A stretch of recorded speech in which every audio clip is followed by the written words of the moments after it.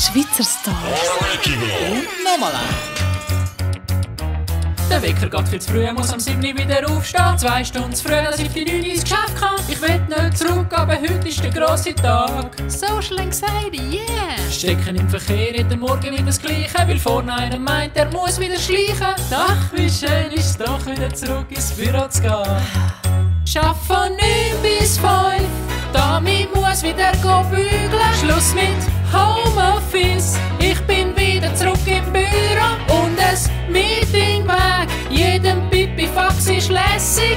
Das ganze Schaffen, es macht mich richtig hässig. Schaff von 9 bis 5, wieder am 7. aufstehen. Schluss mit Kurzarbeit, von dem hätt ich schon genug gehabt. Der Chef mötzelt nur und er hat eine dumme Schnur. Wenn's noch mehr von mir wollt, dreh langsam durch.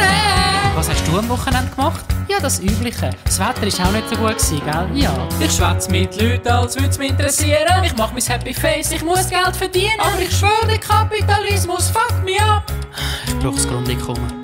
Der Chef steht hinter mir, schaut auf den Bildschirm, sieht, dass ich wieder am TikToken bin. Er hält mir eine Standpauke und schreit mit lauter Stimme.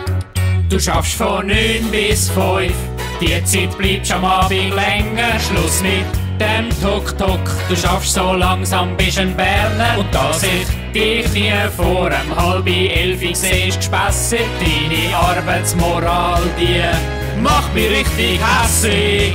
9 bis 5, wieder am 7. aufstehen. Schluss mit Kurzarbeit, von dem hätt ich schon genug gehabt. Der Chef mötzelt nur und er hat eine dumme Schnur. Wenn's noch mehr von mir wollt, dreh langsam durch.